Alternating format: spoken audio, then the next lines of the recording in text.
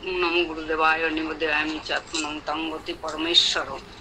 আমি আজকে ওই যে প্রথমে বলবো যে বাবা মানে মহাপুরুষরা বিভিন্ন জায়গায় একই সময়ে থাকতে পারেন। সেদিন আমি বলেছি যে আমার অন্তরের কথা বুঝে বাবা আমার বাড়িতেও আছেন, আবার গৌতমদার বাড়িতে আছেন।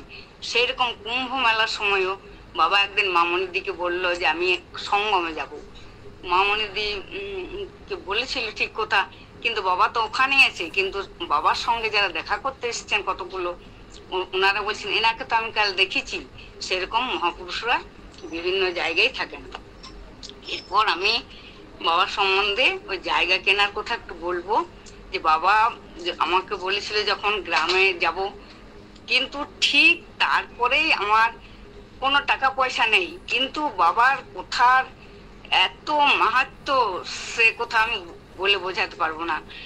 বাবা বলার পরে আমার কোনো দিক থেকে কোনো টাকা পয়সা জোগাড় হচ্ছে না, কিন্তু আমার জ্যেষ্ঠতো দাদা ওটা চাকরি ছাড়লো, চাকরি ছেড়ে জায়গা দেখে দিল, ওরই বন্ধুর জায়গা। তারপর টাকা দিল, আর কোনো কাগজপত্র আমার কাছে, কিন্তু আমি বলছি জায়গাটা দলিলটা নাও কি কিছু, সে নিল না। টাকাটা দিল, আমি খালি এই শর্ত দিলাম যে তুমি যে এই টাকাটাই ব্যাংকে যা সুদ পেতে সেইটা আমি দেবো। তারপর জায়গাটা কেনা হওয়ার পর বাউন্ডারি পোয়া হলো। তারপর বাবাকে বললাম যে বাবা জায়গা কেনা হয়ে গেছে, তাহলে পরে তুমি যাবে না? হ্যাঁ হ্যাঁ অনুষ্ঠান করো, আমি যাব। তারপর ওখানে তো ফাঁকা জায়গা, কোনো কিছু নেই, শুধু বাউন্ডারি আর কুয়ো হয়েছে। তো প্রচন্ড বৃষ্টি, আর বাবা এক সপ্তাহ মাত্র টাইম। এত বৃষ্টি এত বৃষ্টি, কিন্তু আমি বইটা প্রতিদিন পড়তাম। আমি বইটা পড়ে জেনেছিলাম যে বাবা কুম্ভতে জল থামিয়েছে। এই কথাটা আমার মাথায় ছিল। আমি তখন ভবানীপুর চলে গেলাম আমার ভাইজির বাড়িতে।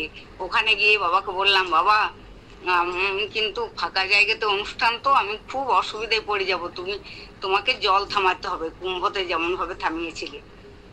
সে গেল। তারপর জল বাবা এলো, একটুও বৃষ্টি হয়নি, এত রৌদ্র, শীতকাল ছিল, রোদ না দিলেও অসুবিধা হতো। তারপরে এত বাবাকে একটা জিজ্ঞেস করছে ওখানে যে বাবা কত লোকের আমি আয়োজন করব? আমাদের ওখানে অনেকগুলো গ্রাম থেকে লোক আসবে, 4-5 থেকে আরো বেশি হবে। এখন দেখছি প্রায় 10-12টা আরো বেশি গ্রামের লোক। আমি মানে কালকে ভাবছিলাম। তো বাবা বলছি বলছে, আমি বলছি আমি 500 লোকের আয়োজন করব। বাবা হাসতে হাসতে বলছে তুমি অতগুলো লোকের নিমন্ত্রণ বলেছো, তাহলে পরে আমি কি করে জানবো তুমি কত লোকের আয়োজন করবে? তুমি নিজের ইচ্ছাতে করবে। তারপরে একটু পরে নন্দাদিকে বাবা বলছে যা মাকে বলো ওই 500 লোকেরই যেন আয়োজন করে। তারপর 500 লোকের আয়োজন করেছি ঠিক কথা, কিন্তু এত লোক কোথার থেকে যে এলো, বাপরে বাপ! লোক স্টেজটা তো একদম বসে গেল চাপে। আমি তো কোনো নন্দাদি অনেক সামলেছিল করে, কিন্তু আর ওখানে বাবা নন্দাদি বলছিল মুসলিমদেরকেও ভালোবাসে, কিন্তু জায়গাটার কাছে মুসলিমরা ছিলেন, তো ওনাদেরকেও বলা হয়েছে, ওনারাও পর্যন্ত এসেছিল। তারপর ওই যে 500 লোকের আয়োজনে এত সবাই আশ্চর্য হয়েছে ওই গ্রামের, কিন্তু ওই গ্রামে বাবাকে আর নিয়ে যেতে পারলাম না। আমি বাবা কোথা দিয়েছিল যাব। তো প্রায় 3000 লোক, কিন্তু সবাই খিচুড়ি খেলো এবং চেয়ার টেবিল করেছিলাম, চেয়ার টেবিল পাতার জায়গা ছিল না। এত ভিড়ে বাবা খেতে পেল না। বাবার প্রসাদ দিয়ে দেওয়া হলো বুধাতে। ওখানে গিয়ে বাবা মামনিদি, সঞ্জয় দা, ওরা সব বুধাতে এসে, আসানসোলের বুধাতে এসে ওরা খেলো। তারপরে অনেক লোক আবার ঘুরে চলেও গেল। কিন্তু সবাই এখনো পর্যন্ত বলে যে এত খিচুড়ি কোথার থেকে আসছে, বাবার এইটাই হলো লীলা। আর আরেকটা আমি বলবো যে আমাদের গুরুদেব সম্বন্ধে। গুরুদেব আমার আগের কুলো গুরুদেব ছিলেন নারগোপাল অধিকারী। সে দেহ রেখেছেন 2011-তে 1 মে রবিবার। কিন্তু উনি যেদিন দেহ রাখবেন, আমি ভোরবেলায় উনি আমাকে বলছেন 3টের সময় যে আমি আজকে চলে যাব। আমাকে বৌমা বলতো চলে যাব, তো আমার আজ মৃত্যুর দিন। আমি তখন অত সে সম্বন্ধে আমার জ্ঞান ছিল না। তবু আমি ছোট ছেলেকে বললাম, ও তখন রাজ কলেজে পড়তো, বললাম দেখ আমি এরকম দেখলাম, গুরুদেব একদম স্বয়ং এসে বললো, কিন্তু চল আমি তাহলে ওকে দেখে আসি। ও বলছে আমি তো চলে যাবো ওইদিকে, বাবা তো ডিউটিতে গেছে, তুমি একাই আসতে পারবে না বাড়ি। তখন আমাদের এত টাকা পয়সাও ছিল না যে গাড়ি করে যাবো আসবো, তখন গেলাম না।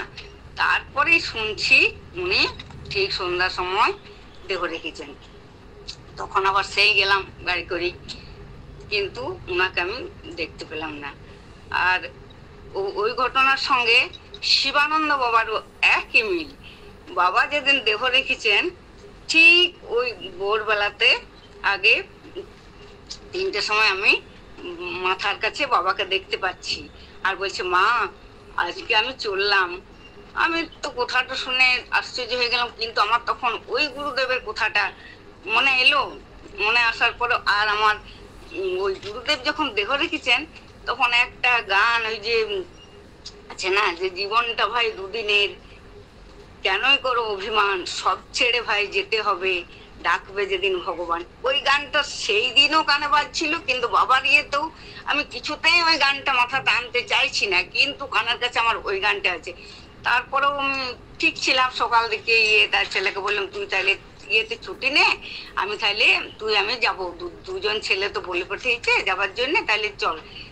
তারপরে আমি তো সৎসঙ্গে কিছু বলতে পারলাম না। আমি চৈতালিকে জিজ্ঞেস করলাম, চৈতালি তাহলে ফাল্গুনি গেছে তো, তাহলে আমার ছেলে যাব বলছি আর আমিও যাবো, তাহলে বাবা কেমন আছে? তো চৈতালি বললো বাবা আজকে খুবই ভালো আছে।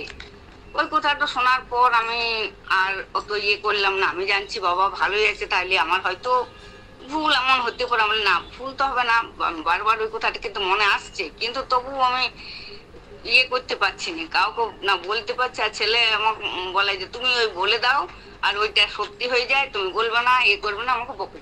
ওই কারণে আমি বলিনি। কিন্তু বাবা সেই দিনই দেহ রাখলেন, আর আমি সেই দিন বাবার কাছে যেতেও পারলাম না সেই রাতে। পরের দিন আমি গেলাম। আর এইবার বাবা ওনার ভাই মধুসূদন অধিকারী, উনি আমাদের যে গুরুদেব ছিলেন নারকপাল অধিকারী, উনার ভাই, উনি দেহ রাখার পর আমাদের বাড়িতে আসতেন। উনি বাবার প্রচন্ড ভক্ত ছিলেন, প্রচন্ড ভক্ত। উনি বাবাকে দেখেননি, তার আগে আমাদের বাড়িতে এসেছিলেন। তো বাবার বই ওকে আমি দিয়েছিলাম, তো বইটার প্রতি ওর এত নেশা যে খেতে পর্যন্ত বসছে না, একে তো বলছেন যাবার আগে পর্যন্ত বইটা একদম শেষ করে পড়লো। তারপর বলছে আমাকে এই বইটা দাও।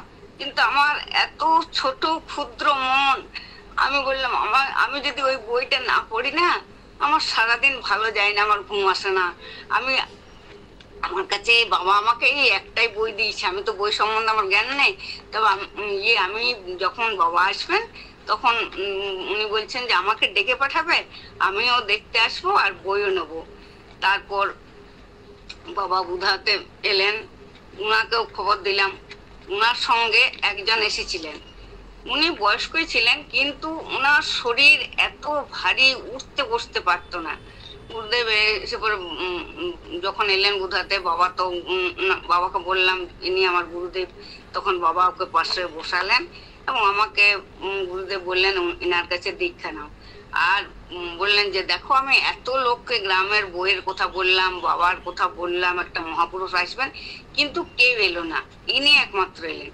তো উনি আসার পরে 1 সপ্তাহের মধ্যে আমাকে খবর দিচ্ছি যে বইটা পড়েছি, আর বাবার দৃষ্টিতে আমি এত ভালো আছি, আমার শরীর ভালো আছে যে এখন আমি একদম সুস্থ হয়ে গেছি।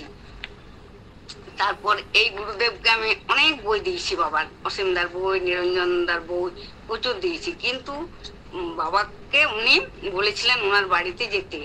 তো বাবা তো আমাকে নবদ্বীপে কথা দিল, মা তোমার গুরুদেব তো অত বয়স, তো আমার বই পড়ে আমাকে এত করে, আমি ওনার বাড়িতে যাব। কিন্তু এখন আমার অনেকগুলো প্রোগ্রাম আছে পরপর, কুম্ভ শেষ হওয়া পর্যন্ত আমি তারপরে যাব। ঠিক কুম্ভ শেষ হওয়ার পর আমি যখন বাড়িতে এসেছি, গুরুদেব আবার মধুসূদন অধিকারী আমার বাড়িতে এলেন। আসার পর আমাকে বলছে বৌমা কখন আসবো বলেছে। তা আমি বলছি বাবা তো কুম্ভ থেকে কাশ্মীর যাবেন, কাশ্মীরের তো আমার জানাও ছিল না, আর বাবাও তখন বলেননি। তারপরে আসবেন। তারপর আমি নিরঞ্জনদার বই, অসীমদার বই গুরুদেবকে তো দিয়েছি। গুরুদেব দেখে পরে অসীমদাকে দেখলো সৎসঙ্গে, তখন বলছি আর অসীমদার বইয়ে তো গুরুদেব এর পাশে অসীমদার ছবি আছে, তো বলছি এনাকে বলো, ইনি ইয়ে করতে পারবে, ইনাকে বললে গুরুদেবকে আসতে বলতে পারবেন। তা আমি ভাবছি বাবা তো কথা দিয়েছে, তাই আমি অসীমদাকে কথাটা কিন্তু বললাম না, কি কারণে কি জানি। আর সেই সময় আমার প্রচুর কাজেও ব্যস্ত ছিলাম, নানা রকম ঝামেলায়। তা আমি বলছি গুরুদেব তো কথা দিয়েছে, আসুক, না এলে তখন আমি অসীমদাকে বলবো। সে কথা গেল। তারপর আমরা ঠিক ইয়ে যাব উত্তর কাশী। উত্তর কাশী যাওয়াটাও আমার একটি মানে বিশেষ গুরুত্বপূর্ণ ছিল। বাবা আমাকে উত্তর কাশী আমার বাবার সঙ্গে যাওয়ার আমার খুব ইচ্ছা ছিল। যখন দেখলাম যে আমার নাতনির অন্নপ্রাশন, ছোট ছেলে আসবেন, আমি ছেলেকে বারণ করছি তুই আসিস না, আর অন্নপ্রাশন আশ্রমে হবে, ওরা যা ইচ্ছা করবে, আমি কিন্তু এখানে যাব। এভাবে আমি কাঁদছি। তারপর নবদ্বীপে তন্দ্রা দিকে দিয়ে আমাকে ডেকে পাঠালো। বাবা বলছে কি মা এখানে এসো, শোনো।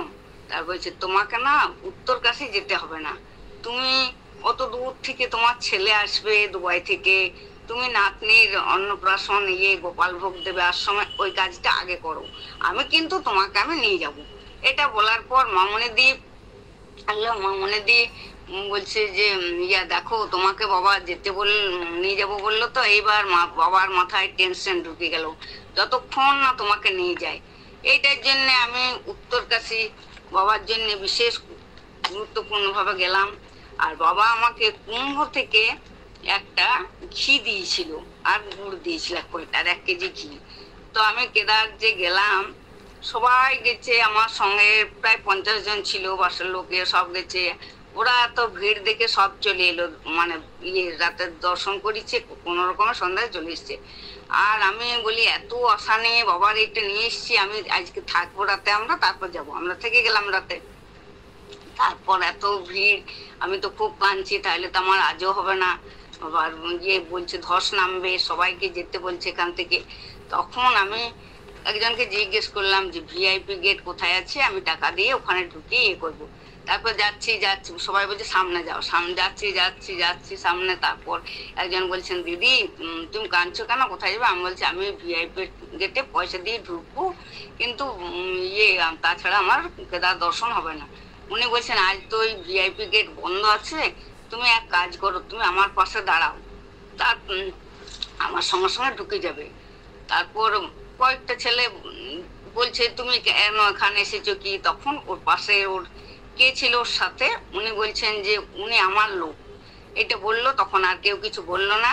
তারপর ছেলেকেও ফোন লাগিয়ে দিল উনি, যে এইখানে তোমার মা আছে। তারপর আমি এত সুন্দর ভাবে বাবা ঘি মধু কে মাখালাম, পুজো দিলাম, সে ভালো হলো। তারপর আসছি, যখন আসার পথে ভীষণ ধস, একদম রাস্তা জলে জলে জলাময়, কোনো ছেলে সবাইকে কিছু না কিছু ব্যবস্থা করে পাঠিয়ে দিল, আর ছেলে লাস্টে হেঁটে হেঁটে আসছে।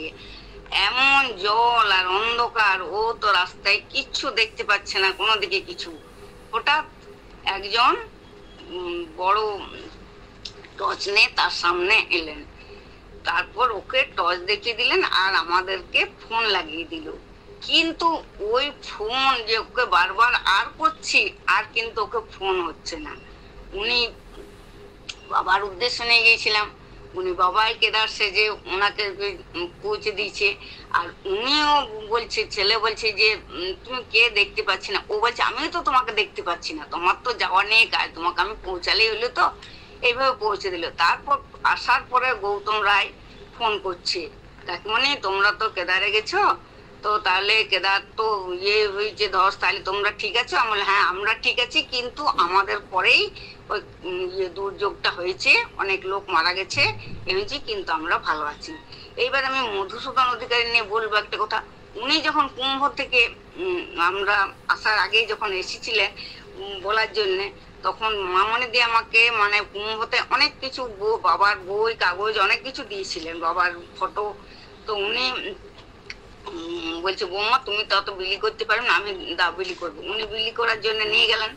তারপরে বলে গেলেন যে ইয়ে ওটা তো সেইবারে নিয়ে গেলেন। তারপরের বারে কুম্ভ থেকে আসার সময় আমার বাড়িতে আবার উনি এলেন, এইগুলো নিয়ে দিলাম ওকে। আর উনি আমাকে তখন শিবানন্দ বাবা দেহ রেখেছেন, তারপরে উনি এসেছেন আবার এই কিছুদিন আগে, আমার উত্তরকাশী যাওয়ার আগে।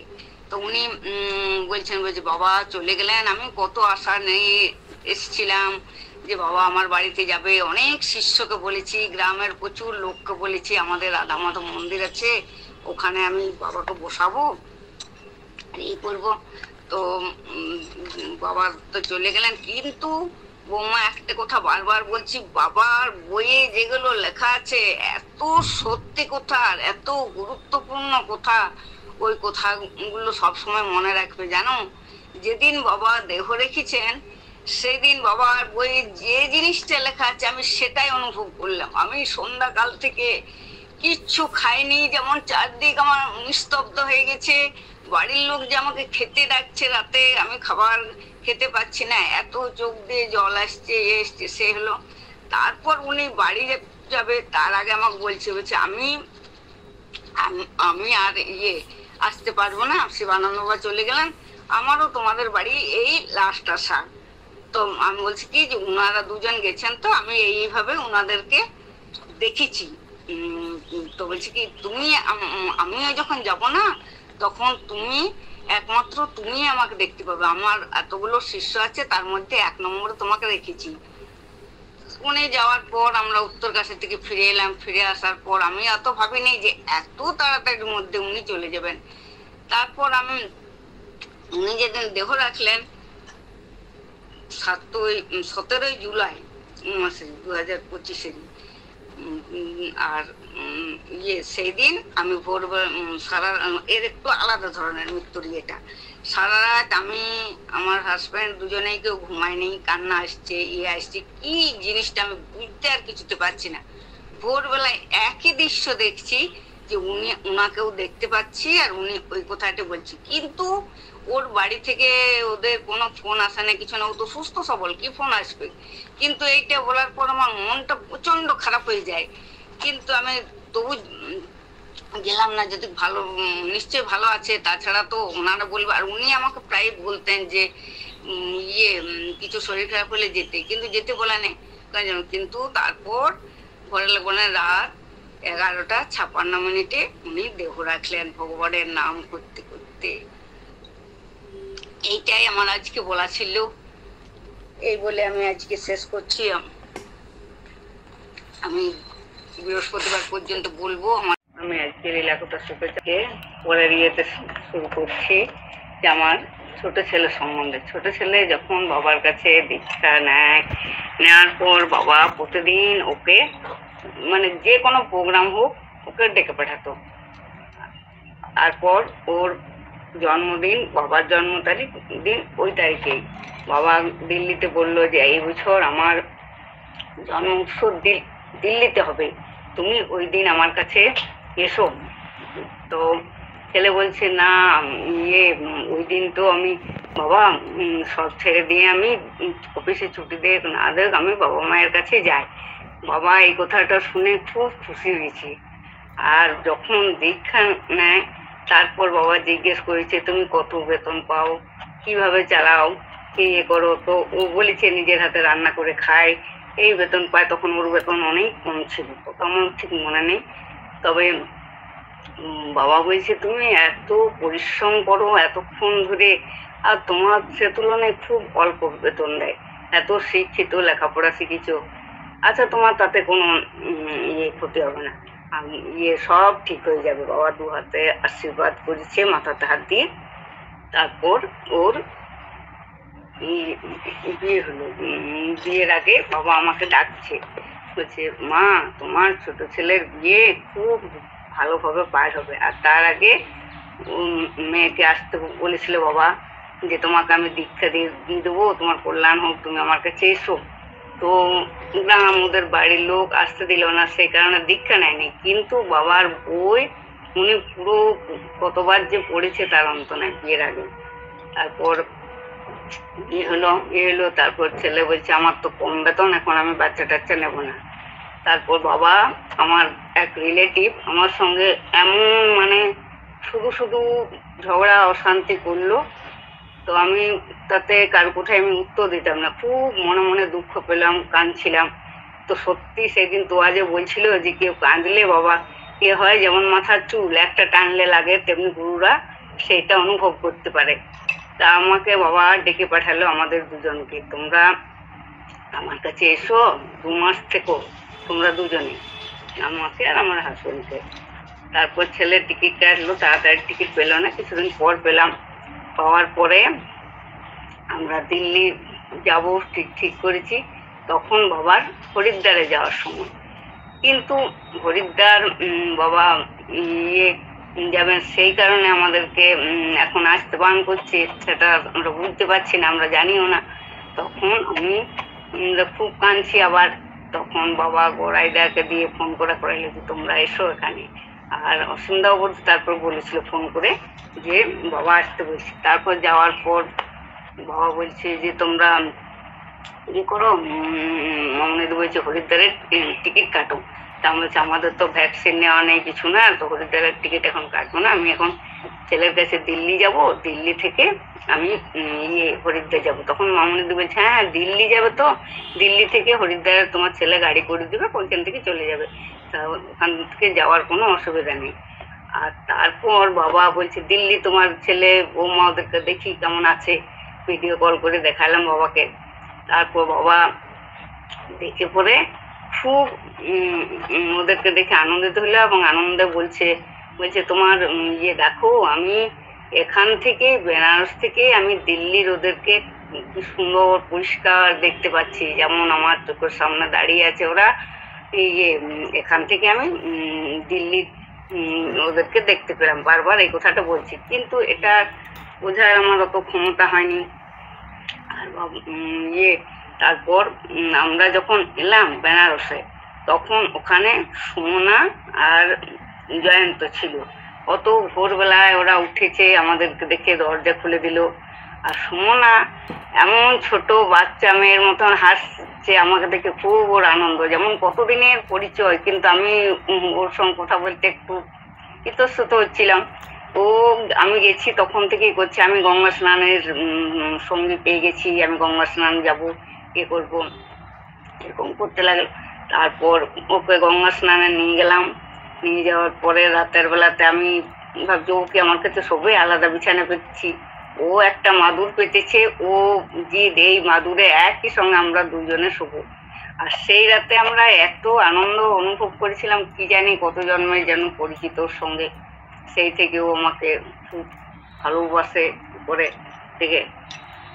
তারপর ওরা সুমনারা যখন চলে গেল, তারপর বাবা দিল্লির ওই কথাটা বললো যেখান থেকে অনুভব করছি। সেই রাতে আমি কি করলাম, সুমনাকে মানে বাচ্চা যেমন গোপাল ঝমঝম করে সারা ঘুরে বেড়ায়, ওরকম একটা বাচ্চা ছেলে সঙ্গে খালি ঘুরে বেড়াতে দেখছি। আর বাবার ফটো থেকে যেন একটা জ্যোতি বার হচ্ছে। আমি তো ভাবছি যে এখন তো ছেলে তো বাচ্চা নেবে না, এরকম আমি আগে শুনেছি যে এরকম দেখলে কি কোনো এরকম স্বপ্ন দেখলে কারো রিলেটিভের বাচ্চা টাচ্চা আসছে হয়, কিন্তু ওরা তখন বাচ্চা নেবে না। তারপর বাবা দিল্লি চলে যাওয়ার, এই হরিদ্বার চলে যাওয়ার পর আমার এমন শরীর খারাপ হলো, আমি 20 দিন ওখানে থেকে গেলাম, উঠতেও পারছি না, পেটে ব্যথা, কাশি। শান্ত বলছে কাকিমা তোমাকে ওষুধ এনে দেবো। আমার না, আমার ওষুধ আমি এলোপাতি খেতে পারি না, করি না, কিনবে বেকার করে না।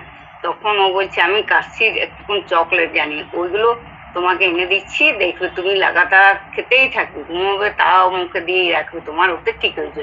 লাগাতার 3 দিন ধরে খেলাম, হ্যাঁ ওতে আমার কাশি ঠিক হলো, কিন্তু শরীর অসুস্থ ছিল, খেতে পারছিলাম না। ও নানা রকম খাবার, বাবা প্রতিদিন ফোন করে ওকে বলছে যে তোরা ঠিক যত্ন করছিস না, করছে না, নানা রকম খাবার করে করে হাতের সামনে ধরিয়ে দিত, প্রচুর যত্ন করছে। মায়া দিকে ভোরবেলায় চলে আসতো আমার কাছে।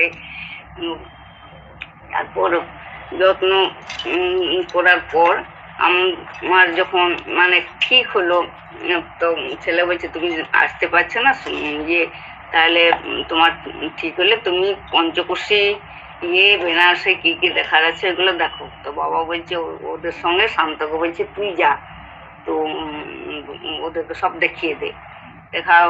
সব দেখা হলো, হলো, কিন্তু শরীরও তখন সুস্থভাবে সারেনি। কিন্তু আমি এইবার বুঝতে পারছি, শান্ত যখন আমরা বাড়ি আসছি, দিল্লি যাচ্ছি, তখন শান্ত বলছি, কাকিমা তোমার যা শরীর খারাপ হয়েছিল, তুমি যদি কোনো জায়গায় হোটেলে ইয়েতে থাকতে, তোমাকে বের করে দিত। আশ্রম বলেই তুমি এইভাবে থাকলে, করলে। তখন আমি ভাবছি তাহলে আমাদের করোনা হয়েছে। করোনা কি জিনিস কি আমি জানতাম না, কেমন কি।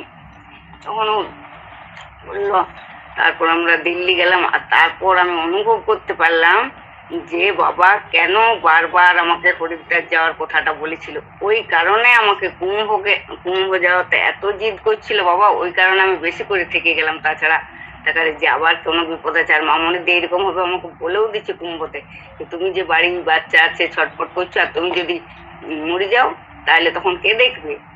তুমি যে যেতে চাইছো, বাবা এত জিদ করছে, আমি এতবার করে বলছি, বৌমাকে ফোন করছে। তারপর তখন আমরা ওখানে থেকে গেলাম। তারপর কুম্ভতে তো এই কারণে থেকেছি। আর দিল্লি তারপর ঠিক হওয়ার পর গেলাম। তারপর দিল্লি যাওয়ার পরেও তখন কিছু শুনেনি, ওরাও কিছু জানে না। মানে ফ্ল্যাট নিচে আলাদা করেছে, ছোটাছুটি করার জন্য হয়তো শরীর খারাপ হতে পারে। তখন একদিন ভোরবেলায় উঠে ছেলে বৌমা আমাদেরকে প্রণাম করছে, মানে এত ভোরে তোরা জেগে গেছিস কি জন্য, যে ভালো খবর আছে একটা, ওই কারণে তখন বৌমার পেটে বাচ্চা এসেছে। আমি বলি, বাবা তো আমাকে এই কথাটা বলেছিল যে ভালো খবর পাবে, কিন্তু আমি তো জানছি তোরা এখন বাচ্চা নেবি নি। তো তারপর বাবাকে ফোন করে জানানো হলো। বাবা খুব আনন্দ। বাবা মামনিকে বলছি, বাবা তো এখানে জব করার জন্য এসেছে, তুমি ডাক্তার গড়াইয়ের সঙ্গে কথাবার্তা বলবে, যা কিছু হয় ওকেই জানাবে, কেননা ও ঠিক বলে দিতে পারবে। তো ও যেখানে ডাক্তার দেখাতো সবসময় ওর কাছে আবার যেতে হতো, সবসময় ফোনে ওকে পাওয়া যেত না। তবে ডাক্তার গড়াই সবসময় ফোনে বলে কথা বলতো। আর ওর এত বমি হতো যে বলার নয়। তো ডাক্তার গড়াইয়ের ওষুধে অনেক ঠিক ছিল অনেকটা। তারপর আমি ছেলে বলছি 10 দিন থাকার মধ্যে ছেলে বলছে যে এইবার দিল্লি তো লকডাউন করে দেবে। আর বাবা এখান থেকে ফোন করছে, তোমরা ওখানে আছো না বাড়ি যাচ্ছ? তো আমরা বলছি না, এখানে দিল্লিতে আমরা আছি, বাড়ি এখনো যাইনি।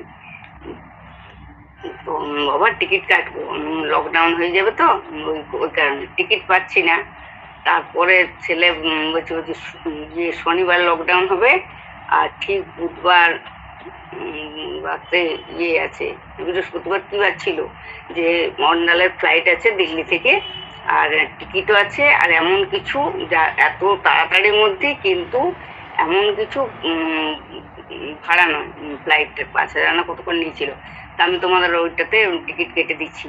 তারপর বাবাকে বললাম, বাবা তো খুব আনন্দ বাড়ি ফিরে যাওয়া। তার আগে আমাদের এখানে এত ঝড় বৃষ্টি হয়েছিল, সবারই বাড়ি নোংরা হয়েছিল, কারেন্ট ছিল না, কিছু না, ছিল না। আমি তো ভাবছি ঘরে গিয়ে প্রচুর অসুবিধায় পড়তে হবে, এত পরিষ্কার করতে পারবো না। তো সত্যি বাবার কৃপায় এসে দেখছি ঘর একদম পরিষ্কার চকচক করছে।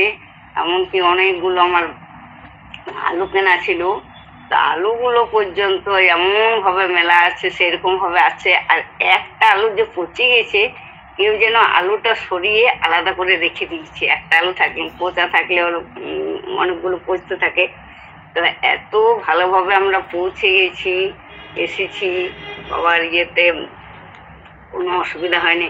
তারপর নন্দাদি বকছে, বলছে তুমি ওইরকম অবস্থায় কেন ছেড়ে দিয়ে চলে এলে বৌমাকে।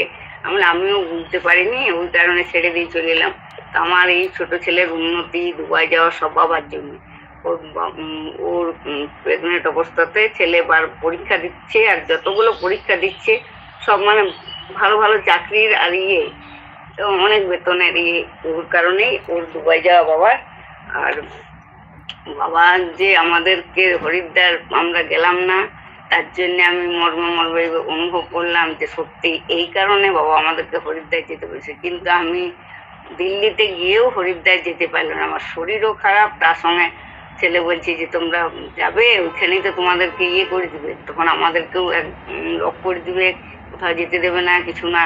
তো আমি এত কেঁদেছি, এত কান্না আর থামে না, যেহেতু হরিদ্বার যেতে পারলাম। 3 দিন ধরে আমি লাগাতার কেঁদেছি, আর খাবারও খাইনি, কিছু না। ওরা তো ভয় পেয়ে গেল ছোট ছেলে, আর সত্যি কান্না থামাবার যে চেষ্টা করছি, কিন্তু কিছুতে আর কান্না থামে না। যা হয়ে গেল, তারপর বাড়িতে এলাম। বাড়িতে আসার পর ওদের তো শরীর অসুস্থ, অতবার বমি হচ্ছে। তখন বাবা ডাক্তার গোড়াইকে বলছে যে ডাক্তারবাবু আমরা বাড়ি যাব। তো গোড়াই বলছে না, তোমরা এখন যাবে, যাও, কিন্তু বলছে আমরা ফ্লাইটের টিকিট কেটেছি। না, বলছে না, তোমাদের ফ্লাইটে যাওয়া চলবে না। বলছে ট্রেনে তো আমি টিকিট পাচ্ছি না। তারপরে ফ্লাইটের টিকিট কাটার পরে ফ্লাইট ক্যান্সেল হয়ে গেল, আর ট্রেনে এসিতে টিকিটও পেয়ে গেল। সব বাবার কৃপাতে ওরা এখানে এলো। কিন্তু আসার আগে এখানে বলছে যতই পুলিশে করুক আর করুক, কাগজ করুক, কিন্তু পাবলিক পাড়ার লোক যদি ঢুকতে না দেয়, তাহলে ওরা কোনো কারণে ঢুকতে পারবে না। তখন আমি বাবার বইতে একটা আছে লেখা, ওই বালি আর সর্ষে, সাদা সর্ষে দিয়ে একটা মন্ত্র আছে, কি মন্ত্রটা এখন আমার অত মনে নেই। তো ওইটা আমি কি করেছি, ওইটা আমি পড়ে পুরো পাড়াতে ভোরবেলায় ওরা আসার আগে ছড়িয়ে দিয়ে এসেছি। কিন্তু ওরা সকালবেলায় 10টার সময় পৌঁছে গেল,